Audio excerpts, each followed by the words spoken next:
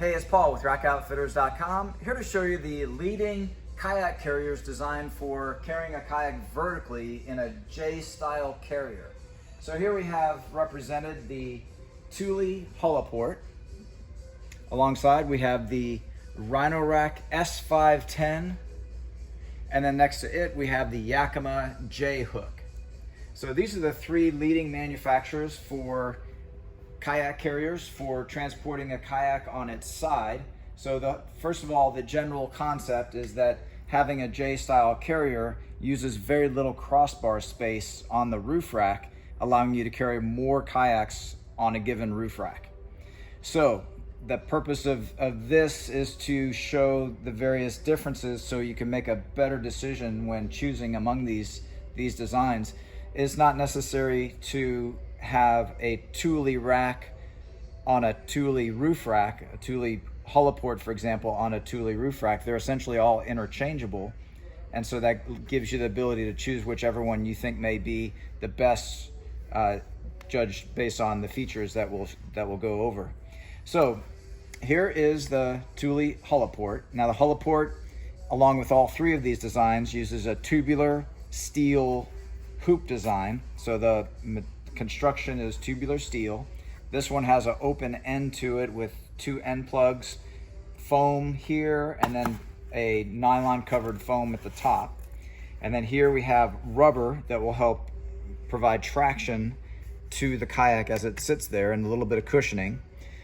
Beneath that you have a plastic material, and then you have zinc carriage bolts with rubberized metal underbar brackets and plastic turn knobs which have zinc nuts.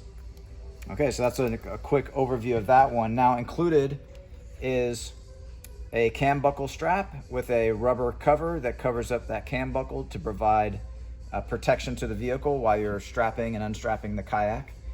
And then also you get a very basic rope and hook to be used as your bow stern tie down.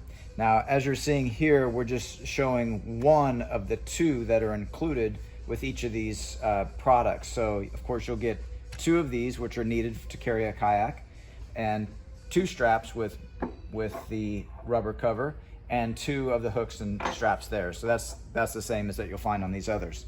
So let's move on to the Rhino-Rack S510. So again, this design, it has tubular steel construction. This one uses a loop end on both the top and the bottom, and so that gives it one continuous tubing there. And again, you have rubber on the top, you have a plastic base, and then in this case you have a single steel underbar bracket and larger knobs. Now there's a slight difference here. You actually have a stainless steel threaded post that's in a brass insert, along with a larger turn knob, just to make it a little bit more comfortable and to provide more leverage as you turn that, since it is just the two. And then here you have the dense foam that's going to protect the boat as it sits there.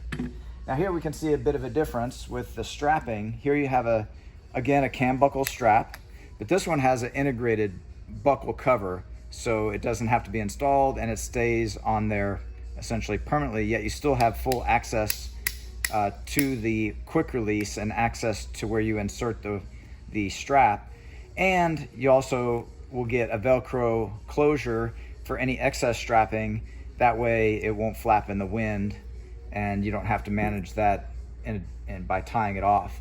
Here is their version of their bow stern tie down. This is another cam buckle strap. This one has no cover. Generally, this buckle would be away from the vehicle when it's on its in its position.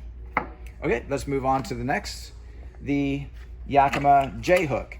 So similar to Thule in that it's an open design. On all the designs, it's intended that you strap the strap at the top hoop and then come down and strap to your load bar versus strapping to anywhere on the rack carrier itself. Now they too have rubber on the top, plastic here at the midsection, and then again they have rubber at the bottom where it rests on the load bar. And then they have a different method of attachment. So it's a 2-bolt system similar to Rhino-Rack, But they've done something unique, which is this bolt where it has a quick release to allow you to detach it a little faster than the other two designs. So by having that just two bolts and one of the bolt is essentially a quick release, this makes it excellent for people that don't want to keep this on in between uses. You can get a quick install and removal. Now at the tip here, they've gone to the added step compared to the Thule design, where it has rubber on the top to further protect the boat. And then it's gone a little bit further than Rhino-Rack with the shape of the foam, where it's actually a custom type of foam where it's rounded on the backside but flat on the kayak facing side. So a little bit more engineering has gone into this to make it even more refined.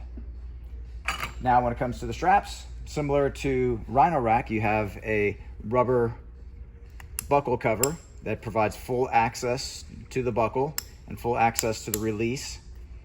Other than that, strap is essentially the same. Now they have their own version of their bow stern tie down, a hook with a nylon strap and a plastic buckle release. And also you see in here, without me unwrapping it, you see you have this extra tubing that's designed to go over the portion of the vehicle to help protect from scuffing on the actual vehicle if it's touching. Okay, so we've covered the Yakima Jay Hook, the RhinoRack S510, as well as the Thule Holoport. By the way, this is part number 834. And these are the three major brands of fixed mounted kayak carriers. All these products, along with the full line of Thule, RhinoRack, and Yakima products, are available at rackoutfitters.com.